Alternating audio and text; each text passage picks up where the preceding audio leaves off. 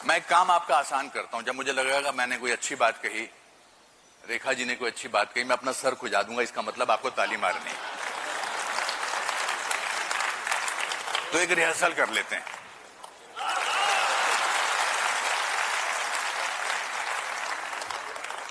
दोबारा ये लाइन बोलता हूं। 100 दिन वो रनवे होते हैं जिससे उम्मीदों का विमान प्रयासों के आसमान में पहली उड़ान लेता है।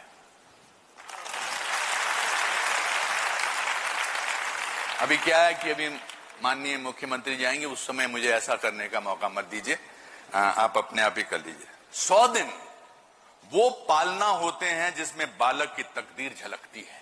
वाह। 100 दिन वो आईना होते हैं जिसमें भविष्य की तस्वीर दिखती है। करेंगे, देखेंगे, हो रहा है, होगा, ऐसे अगर 100 दिन आप उड़ा देंगे तो वो चुटकी में बीत जाते हैं। पर 100 दिन में क्षण क्षम क्षम करना सीख लें तो मिसालें बन जाती हैं।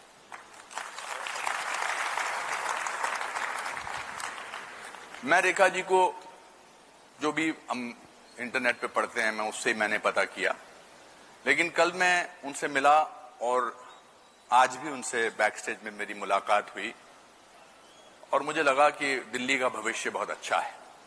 फिर मैं बाकी मंत्रियों से मिला तो मुझे लगा कि दिल्ली का भविष्य तो वाकई बहुत अच्छा है। तो चलिए इन 100 दिन में दिल्ली सरकार ने क्या किया, इसके बारे में बातचीत करते हैं दिल्ली की माननीय मुख्यमंत्री श्रीमती रेखा गुप्ता जी से।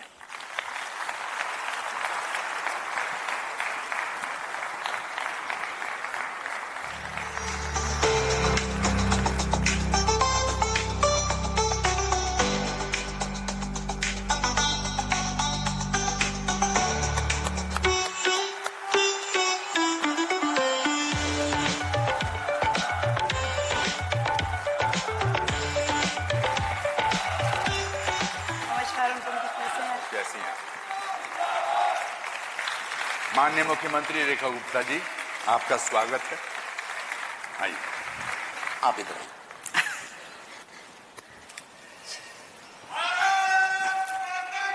जय।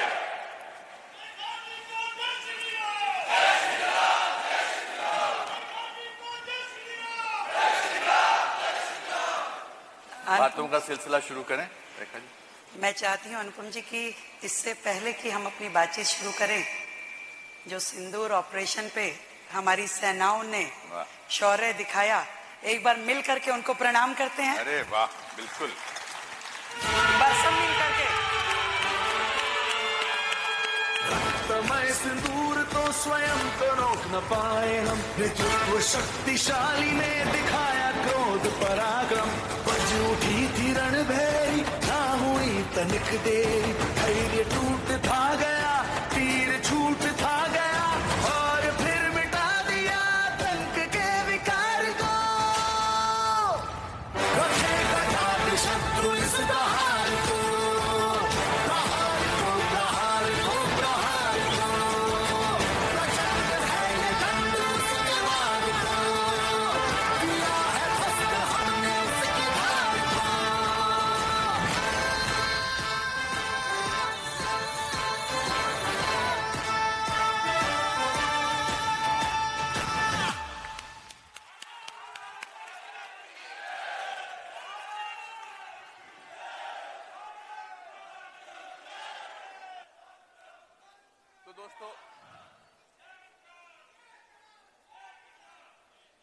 तो दोस्तों पहला डिफरेंस तो आपने आज ही दिखा दिया कि बात की शुरुआत में आपने कहा कि ऑपरेशन सिंदूर की बात करते हैं।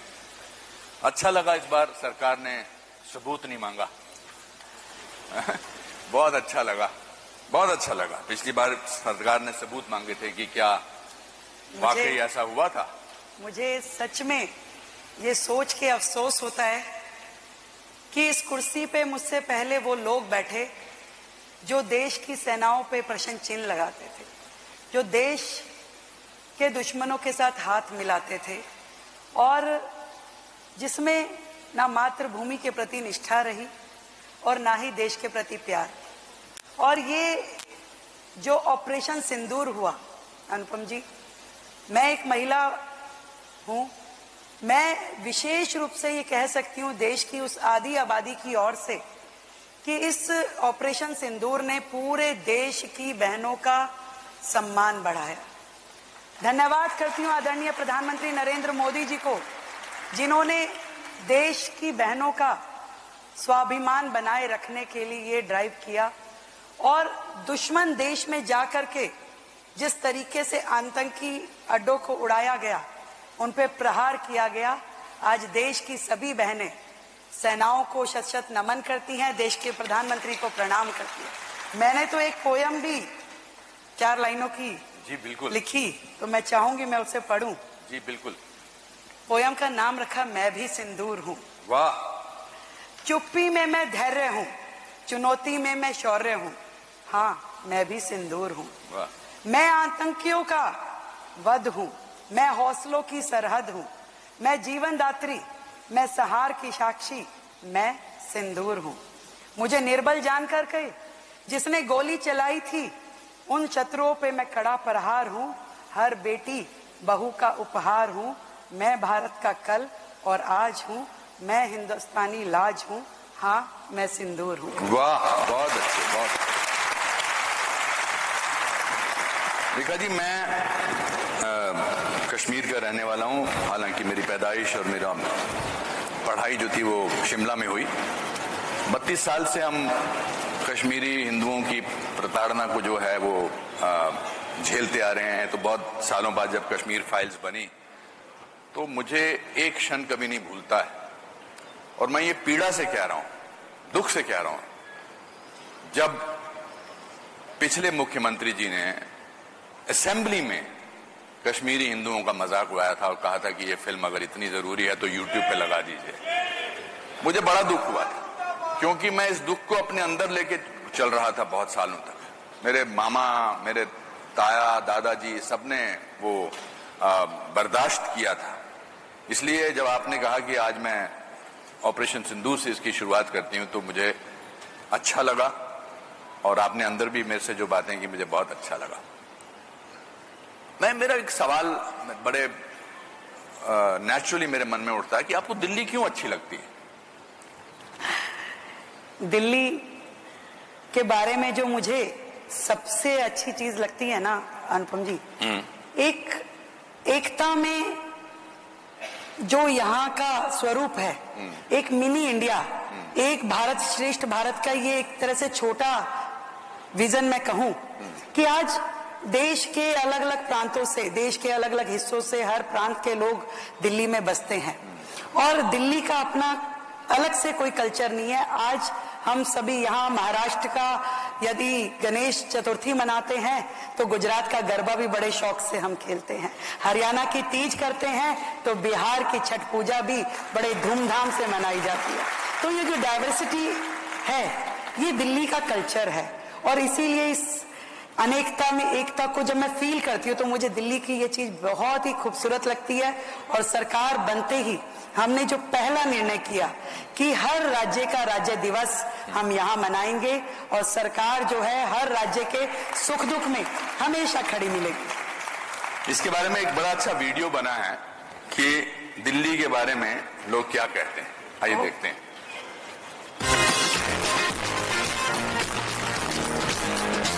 अब दिल्ली की गर्मी तो हर किसी को फील है, पर दिल्ली में हुए हाल फिलहाल चेंजेस दिल्ली वालों को फील हो रहे कि नहीं हो रहे, चलो दिल्ली वालों से जानते हैं और उनसे पूछते हैं आखिर दिल्ली में चल क्या रहा है। साहब,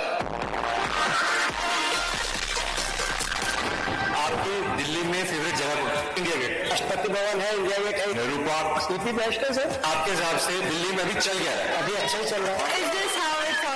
हमेशा वाइब, हमेशा फाइन। बहुत लार्ज स्केल पे क्लीनिंग का प्रोसेस चल रहा है, बहुत अच्छा चल रहा है, साफ सुथरा है, बढ़िया है, सड़कें अच्छी बन रही है। आप गवर्नमेंट के जाने के बाद बीजेपी कुछ काम कर रही है, अच्छा माहौल चल रहा है क्योंकि नई सीएम आई है तो लग रहा है कोई चीज मूव कर रही है और कोई दिल्ली की डेवलपमेंट होगी।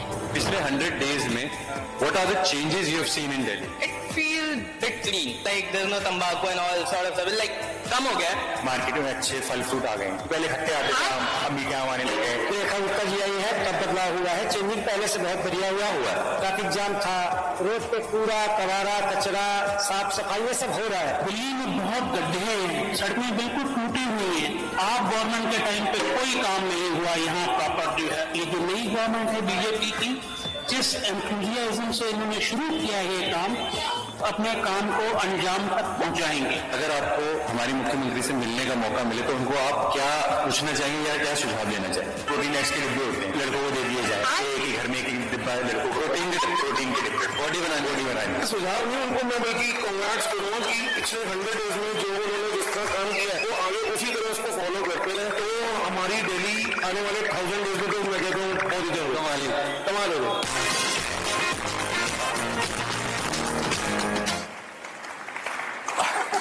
आप मुद्दों पे जीती हैं, आपकी सरकार मुद्दों पे जीती हैं।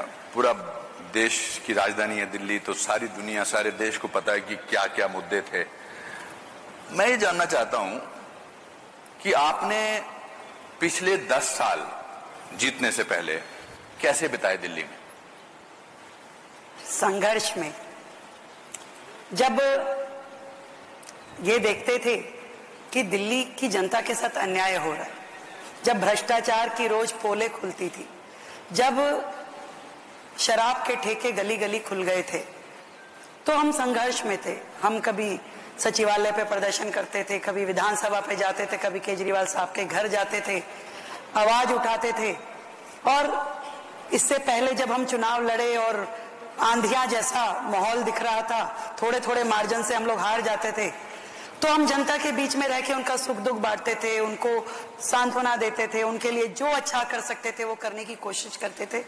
कुल मिलाकर के 10 साल में दिल्ली जितना पीछे हुई, उसको जहां जहां हम ठीक कर सकते थे वहां जनप्रतिनिधि के नाते उनके बीच में रह करके काम करते थे। मुझे ऐसा लगता है कि विश्वास को वापस पाना बड़ा मुश्किल होता है किसी भी चीज के लिए। Why should the people of Delhi believe you? Why should कि आपने ऐसे पिछले 100 दिनों में क्या किया है कि उनको लगे कि हालांकि मेरा एक बचपन का दोस्त है जो यहाँ रहता है, विजय सहगल, पिछले मेरी 8th स्टैंडर्ड से, मैंने उससे पूछा, मैंने कहा सही काम हो रहा है? कहता हाँ सही काम हो रहा है। पर मैं आपसे जानना चाहता हूँ कि हमारे कुछ तो यहाँ पर बैठे हैं ऑडिटोरियम में, मगर लाखों लोग इसको अलग अलग प्लेटफॉर्म पे देख रहे होंगे, वो भी जानना चाहेंगे, जब विश्वास टूटता है तो उसको दोबारा मुकम्मल करना बड़ा मुश्किल होता है। हालांकि आपने मुद्दों पर जीता, तो why should the people of Delhi believe you and what has happened in these 100 days? आप ठीक कह रहे हैं अनुपम जी। जब रामलीला मैदान से एक आंदोलन शुरू हुआ तो हजारों लाखों लोग उससे जुड़े, हम भी जुड़े, बाकी लोग भी जुड़े। उन्हें लगा कि शायद कुछ ईमानदारी, मैं भी जुड़ा, कुछ आप भी जुड़े, और सबने ये सोच करके उस समूह का साथ दिया कि शायद दिल्ली में, देश में कुछ बेहतर होगा। वो लोग जो कहते थे हमें सत्ता का लालच नहीं, इतने लालची हो गए कि सत्ता के अलावा उन्हें कुछ दिखता नहीं था। एक राज्य की सत्ता मिली तो दूसरे की ओर दौड़ पड़े। और आप सही कह रहे हैं कि लोगों का एक विश्वास टूटा इस 10 साल में। लोगों को लगा कि जिस ईमानदारी को हम खोज रहे थे वो मिली नहीं, आज भी वहां भ्रष्टाचार के अड्डे बने हुए थे। और क्यों नई सरकार पे विश्वास करें, ये प्रश्न आपके मन में, लोगों के मन में हो सकता है, पर इस प्रश्न का उत्तर देने के लिए ही आज मैं, मेरा मंत्रिमंडल, हमारे विधायक, सभी जनप्रतिनिधि लगातार सड़कों पे लोगों के बीच में रह के काम करते हैं। आज हम वो लोग नहीं है जो शीश महल की अरबों रुपए की प्रॉपर्टी के बीच में घर बना के बैठ गए और लाखों रुपए के पर्दे हमने ढांप लिए और सामने टीवी पे केवल अपनी स्पॉन्सर्ड की हुई न्यूज देखते हैं। हम जाते हैं कड़ी धूप में, आंधी में, तूफान में, जाके वहां खड़े होते हैं, लोगों के बीच में महसूस करते हैं कि वो क्या फील कर रहे हैं, उनकी समस्या क्या है, हमें काम क्या करना है। और एक एक क्षण जो इन 100 दिनों का है, मैं आपको विश्वास के साथ कह सकती हूँ जनता के हित में, और ऐसी नीतियां बनाने में हमारा समय लगा है जो दिल्ली की बेहतरी के लिए हो। पर प्रदूषण है, वाटर लॉगिंग है, कूड़े के पहाड़ हैं, इस सब के बारे में एक्चुअली प्रैक्टिकली आप हमें बताइए कि आपने क्या किया है। यमुना की झाग है, ये तो विजुअल्स हैं। आजकल तो हर इंसान को क्वालिफाइड जर्नलिस्ट होने की जरूरत नहीं है, जिसके हाथ में मोबाइल है वो जर्नलिस्ट है, तो एकदम सबूत आ सकता है। आज ऐसा होगा कि आप जो बोलेंगी वो कुछ लोग जाएंगे, मतलब वो लोग जाएंगे जो पहले सरकार में थे, वो आपको झूठा साबित करने की कोशिश करेंगे। तो इन सब मुद्दों में आपने पिछले हमने एक भी काम या एक भी बात ऐसी कही ही नहीं जिसमें हमें कोई ये कह सके कि आपने गलत बयानी की। मैं आपको बताती हूँ, उन्हें 10-11 साल का समय मिला और उससे पहले भी सरकारें थी, पर दुर्भाग्य दिल्ली का ये रहा कि कभी किसी ने ना तो यमुना सफाई को उस सीरियसनेस से काम किया और ना ही कूड़े के पहाड़ और पर्यावरण को ठीक से करने के लिए। आप सोचिए कि दिल्ली देश की राजधानी है और दिल्ली ऐसा शहर बन जाए जिसमें पॉल्यूशन लेवल सबसे ज्यादा हो, जो सर्दी गर्मी शहर में पूरे देश में सबसे ज्यादा हो। आज यमुना 1300 किलोमीटर से ज्यादा लंबी है, जो कि गंगोत्री से यमुनोत्री से शुरू करके प्रयागराज तक चलती है, और दिल्ली में मात्र 48 किलोमीटर का स्ट्रेच है। उस 48 किलोमीटर के स्ट्रेच को ठीक करने के लिए, साफ करने के लिए कभी किसी की ना नियत सही थी ना नीति सही थी। सरकार ने, केंद्र सरकार ने करोड़ों रुपए का बजट दिल्ली को दिया कि आप इस पे काम कीजिए, परंतु उनका विजन था नहीं। आज यमुना जी क्या है? यमुना जी में आज दिल्ली के सैकड़ों नाले, जो कि सीवेज है घरों की, जो सिल्ट है, जो गंदा पानी है, वो नालों के माध्यम से जाके यमुना जी में गिरता है। 22 बड़े नाले जो कि नदी से भी बड़े हैं, साहिबी नदी जिसको बोलते हैं, नजफगढ़ ड्रेन, शादरा ड्रेन, वो सीधा एज इट इज सिल्ट के भरे हुए, स्लज के भरे हुए जाके यमुना जी में गिर रहे थे। एक कदम पिछली सरकारों ने उसके लिए उठाया नहीं था। और मैं ये बताना चाहती हूँ कि 100 दिन के अपने छोटे से कार्यकाल में पहले हमने विषय को समझा, इस प्रॉब्लम को समझा, इसके समयबद्ध किस तरीके से हमें इस पे काम करना है। हमने उसके लिए जो वर्तमान में जितने नाले हैं, किन किन नालों को टैप करने की जरूरत है, किन किन नालों पे एसटीपी अभी बने हुए हैं, सीवेज ट्रीटमेंट प्लांट, वो काम कर रहे हैं कि नहीं कर रहे, उसको रिवाइव करना, उसको रीजनरेट करना। जहां जहां सीवेज प्लांट नहीं थे वहां नए डिसेंट्रलाइज एसटीपी बनाना, मतलब 40 नए डिसेंट्रलाइज एसटीपी हमने इस मात्र 100 दिन के कार्यकाल में 4000 रुपए की लागत से उसके काम को मंजूरी दी। और उस काम के शुरू, आप कहीं शुरू नहीं करोगे तो खत्म कैसे होगा? आज लोग मुझे पूछते हैं यमुना जी कब तक साफ हो जाएगी? मैं कोई टाइमलाइन नहीं देती। मैं ये जानती हूँ कि हम जो काम कर रहे हैं ईमानदारी से, जो काम होना चाहिए, जो उसका वे आउट है, उसे कर रहे हैं। आज जो वर्तमान एसटीपी है उसको, उसका जीर्णोद्धार करना, उसको रिवाइव करना। आज जहां जहां पे आप समझिए, दिल्ली में 1700 कॉलोनी अनऑथराइज है और उन अनऑथराइज कॉलोनियों में सीवेज है ही नहीं, प्लांट है ही नहीं, सीवर लाइन ही नहीं है। वो सीवर लाइन कहाँ जाती है? वो नाले में जाती है। वो नाला कहाँ जाता है? वो यमुना जी में गिरता है। तो उन 1700 कॉलोनियों में सीवेज प्लांट लगे, उन 1700 कॉलोनियों में सीवर लाइन डले, इसका काम पहली बार यदि कोई सरकार कर रही है तो वो आज हमारी सरकार है। जो नालों को टैप करने का काम है, जो सॉलिड वेस्ट उठाने का है, पहली बार दिल्ली में नालों की जो डीसिल्टिंग हुई, मैं आपको फिगर बताऊं तो आप हैरान रह जाएंगे। 20 लाख मीट्रिक टन सिल्ट हमने इन बड़े नालों में से निकाली है, जो यमुना जी में गिरने के हमने बचाई। एक एक नाला दिल्ली में कोई भी दिल्ली का निवासी जाके सड़कों पे घूम के देख सकता है कहां कहां पे हमने मशीनें लगा के काम चल रहा है। पहली बार वो सीरियसनेस आई है। आप कूड़े के पहाड़ की बात कर रहे हैं, मैं बताना चाहूंगी अभी तक दिल्ली में 3 कूड़े के पहाड़ थे, जिसके बारे में पिछली सरकारों ने बड़े बड़े दावे किए कि हम हटा देंगे, 1 साल 6 महीने, 1 इंच भी नहीं हटा पा रहे थे। क्यों? क्योंकि मतलब केंद्र सरकार ने 1200 करोड़ रुपए दिए पिछली सरकार को भी कि ये कूड़े के पहाड़ आप हटाइए, परंतु जो काम होना चाहिए था, आप देखिए दिल्ली का डेली का जो आउटलेट है, मतलब जो कूड़ा निकलता है घरों से, दिल्ली 3 करोड़ की जनसंख्या की छोटी सी दिल्ली है, इसमें लगभग 80,000 हाउस होल्ड है। कूड़ा कितना निकलता है रोजाना का? 11,000 मीट्रिक टन। और उसका जो ट्रीटमेंट कितने कूड़े का आप कर पा रहे हैं? 7,000 मीट्रिक टन।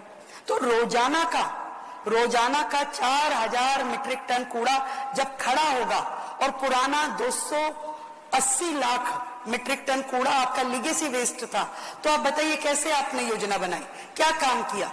ऐसे कैसे खत्म होगा कूड़ा जब 4,000 मीट्रिक टन कूड़ा रोज जमा हो रहा है, रोजाना? तो हमने आने के बाद ना केवल उसकी स्पीड बढ़ाई, जो कूड़ा रोज 7,500 मीट्रिक टन हट रहा था, बायोमाइनिंग उसकी हो रही थी, उसे हमने 18,000 मीट्रिक टन किया, 18,000 डेली। उसके बाद वेस्ट टू एनर्जी प्लांट, जहां उस कूड़े को अब निष्पादन कर सके, ऐसे 4 वेस्ट टू एनर्जी प्लांट्स पे काम शुरू हुआ और लगातार उस पे कार्रवाई चल रही है, क्योंकि जब तक आप अपनी कैपेसिटी नहीं बढ़ाएंगे वेस्ट डिस्पोजल की, तब तक वो कूड़ा खत्म नहीं हो सकता। आप जितने मर्जी झूठे वादे कर लीजिए, मैं नहीं करना चाहती कोई झूठा वादा। मुझे मालूम है कि जब तक ये वेस्ट टू एनर्जी प्लांट, जो हमारे 4 प्लांट हैं, जो नरेला में है, जो बाकी जगह तेकन में है, उनको हम ऑपरेशनल मोड पे नहीं लाएंगे तो ये लीगेसी वेस्ट खत्म नहीं होगा। और इसके अलावा दिल्ली में रोजाना आप सोचिए कितना ई वेस्ट निकलता है, कितने आपके टूटे मोबाइल, बैटरीज, उनके लिए क्या सोचा था भाई? पहली बार सरकार ने तेखंड में एक नया वेस्ट टू एनर्जी प्लांट, जिसमें आपका दिल्ली का पूरा ई वेस्ट वहां पे चैनलाइज होगा, वो बनाने की योजना करी। तो ये काम है जो दिल्ली को करने हैं, दिल्ली के लिए करने हैं। तो चाहे कूड़े का पहाड़ हो, चाहे पर्यावरण हो, पर्यावरण का भी बता देती हूँ। पर्यावरण दिल्ली में आप जब AQI उठा के देख लीजिए, आपको ज्यादा ही मिलेगा। तो दिल्ली, पिछली सरकारें क्या कर रही थी भाई? उन्होंने कहा कि हम ऑड इवन कर रहे हैं, इससे खत्म हो जाएगा। क्या ऑड इवन से पॉल्यूशन खत्म हो रहा है? आप चलाते थे, अगर वाटर स्प्रिंकलर चलाया आपने मात्र 2 महीने सर्दी के, अरे पॉल्यूशन तो 12 महीने का है। आप जनवरी से लेकर दिसंबर तक पॉल्यूशन चलता है। आज गर्मियों में भी पॉल्यूशन लेवल हाई होता है। तो आपकी क्या योजना थी? कोई योजना नहीं थी। पहली बार हमारी सरकार आने के बाद हमने एक विस्तृत योजना के माध्यम से, दिल्ली में 250 वार्ड है, 70 विधानसभा है, तो 250 के 250 वार्डों पे 4-4 मशीनें पर वार्ड वाटर स्प्रिंकलर की, जिसमें इंटीग्रेटेड स्मोक गन्स है, वो मशीनें हमने ऑर्डर देके मंगवाई है, ताकि 12 महीने वहां काम चले, कभी भी पॉल्यूशन लेवल जो है हाई ना हो। और जितनी दिल्ली में हाई राइज बिल्डिंग है, उन सब पे हमने स्प्रिंकलर्स लगाने की योजना बनाई, ताकि एक ऊंचे लेवल से वहीं से आपका डस्ट पार्टिकल्स जो है वो नीचे हो। हमने दिल्ली में EV पॉलिसी, यानी कि पब्लिक ट्रांसपोर्ट जो है हमारा पूरा का पूरा इलेक्ट्रिक मोड पे आए। इसके लिए हमने अभी 400 बसें लॉन्च करी, जिसका नाम हमने देवी रखा। देवी यानी दिल्ली इलेक्ट्रिक व्हीकल इंटरकनेक्टर।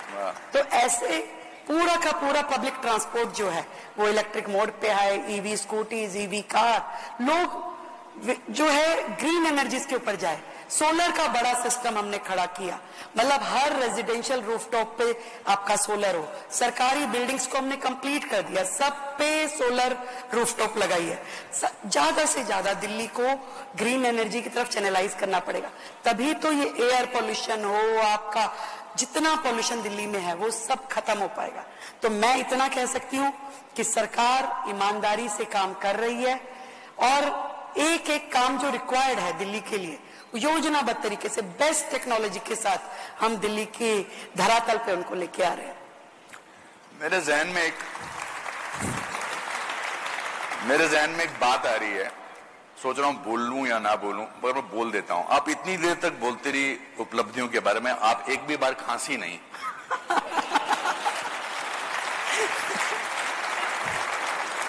दिल्ली वालों को खांसी सुनने की आदत पड़ गई है।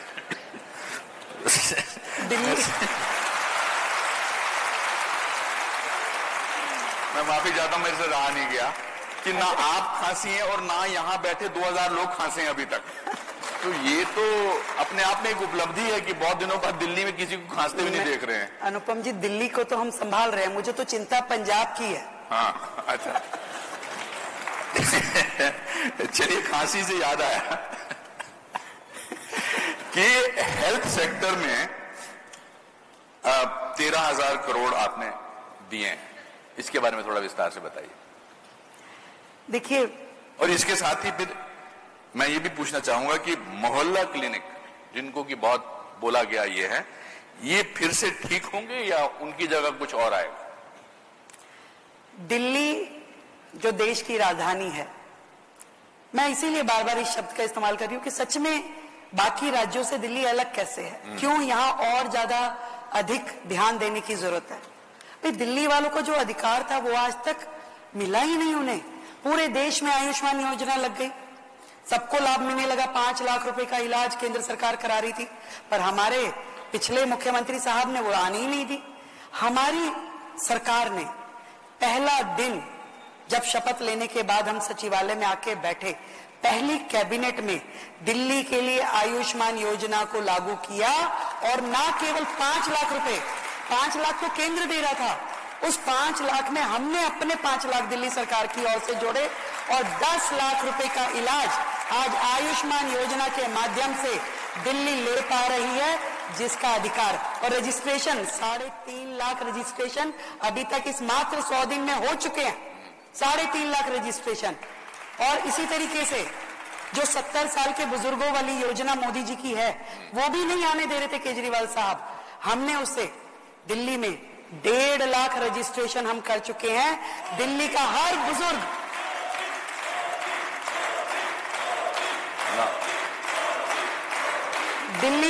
बुजुर्ग जो 70 साल से ऊपर है, और देखिए कितनी खूबसूरत योजना है जिसमें आपको कोई इनकम क्राइटेरिया नहीं है, कोई टैक्स लायबिलिटी वाला इसमें सेगमेंट नहीं है। जो भी 70 साल से ऊपर का है, वो अमीर है, गरीब है, किसी भी जात का है, उसे सरकार लाभ देगी, पूरा हेल्थ का पूरा एश्योरेंस देगी। और 5 लाख रुपए केंद्र से, फिर हमने इसमें जोड़ा 5 लाख रुपए अपनी ओर से, 10 लाख रुपए का ट्रीटमेंट, 80 हॉस्पिटल एम्पैनल किए और उसका इलाज अभी तक इन 100 दिनों में 650 लोग हॉस्पिटलाइज हो चुके हैं, उसका लाभ ले रहे हैं। ये हेल्थ सेक्टर की अचीवमेंट्स मैं बता रही हूं। और इसके अलावा ट्रांसपेरेंसी जो एक बहुत बड़ी चीज है, भ्रष्टाचार मुक्त प्रशासन। आज जिस तरीके से सरकार चल रही है, पहले क्या होता था, अब दवाई खरीद में भ्रष्टाचार, नियुक्तियों में भ्रष्टाचार, हॉस्पिटल की मैनेजमेंट में भ्रष्टाचार, इंफ्रास्ट्रक्चर में भ्रष्टाचार, एक एक पॉलिसी जो अब नीतिगत फैसले हमने किए, हमने सेंटर प्रोक्योरमेंट की मेडिसिन की, ताकि जो भी दवाई खरीदी जाए उसमें पारदर्शिता हो, जितनी भी प्लेसमेंट है। आज देखिए कितना दुर्भाग्य है कि हमारे मेडिकल इंफ्रास्ट्रक्चर में इतनी वैकेंसी है, 20% डॉक्टर कम है, 30% नर्सिस कम है और लगभग 40-45% पैरामेडिकल स्टाफ कम है। कैसे अस्पताल चलेंगे आप बताइए मुझे। मतलब दिल्ली जो देश की राजधानी है, जो WHO बोलता है, वो कहते हैं कि जी 1000 लोगों पे कम से कम 2 बेड हॉस्पिटल के होने चाहिए। और दिल्ली का दुर्भाग्य देखिए, कितने बेड है दिल्ली में। आप अनुपम जी, आप तो बड़े नायक हैं दिल्ली के, मात्र 0.42 बेड प्रति 1000 व्यक्ति। ये दिल्ली का आपका मॉडल इंफ्रास्ट्रक्चर था, जिसकी दुहाई पिछले मुख्यमंत्री साहब देते थे कि 0.42 यानी 1 बेड भी नहीं था। ये स्थिति थी दिल्ली की। हमने टारगेट लिया है कि हम ये दिल्ली को कम से कम 3 बेड प्रति 1000 पे मुहैया करवाएंगे, पूरे इंफ्रास्ट्रक्चर को अपडेटेड करेंगे, ना दवाइयों की कमी होगी, ना डॉक्टर की कमी होगी, और लेटेस्ट टेक्नोलॉजी की मशीनें। मतलब मुझे अफसोस होता है, दिल्ली में जो अस्पताल है वहां MRI नहीं है, वहां CT स्कैन नहीं है। मतलब कैसे अस्पताल चल रहे हैं, आप इसे मॉडल कहते हैं। ऐसा मॉडल नहीं चलेगा दिल्ली के लिए। दिल्ली को सुविधाजनक हेल्थ केयर देना हमारा फर्ज है और वो हम देना शुरू कर चुके हैं। Very good. मुझे हमेशा ऐसा लगता है कि देखिए, किसी भी राज्य की जनता की थोड़ी सी डिमांड्स होती हैं। वो चाहते हैं कि बस ये हमारा ध्यान हो जाए, ये सब चीजें हो जाएं, तो हम अपने जीवन को सुख से जी सकते हैं। आपने इनके बारे में बात की, हेल्थ के बारे में बात की, शिक्षा के क्षेत्र में आपने क्या क्या तय किया है, एजुकेशन फॉर एवरीबडी, इसके बारे में आपने क्या सोचा है? कल आपके स्टाफ में आपके लोगों मुझे बात कर रहे थे, तो मैं आपसे सुनना चाहूंगा कि शिक्षा जो है वो बहुत इंपॉर्टेंट है, एजुकेशन राइट फॉर एवरीबडी। बिल्कुल बिल्कुल, आपने बेहतर प्रश्न किया।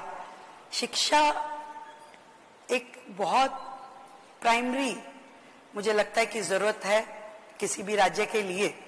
और हमारे जो स्कूल हैं दिल्ली में 1071 सरकारी स्कूल हैं और 1600 1650 जो है वो प्राइवेट स्कूल हैं। और जब हम ये देखते हैं कि आज दिल्ली का हर व्यक्ति प्राइवेट स्कूल की ओर दौड़ता है, उसे ये लगता ही नहीं कि मुझे सरकारी स्कूल में अच्छी एजुकेशन मिलेगी।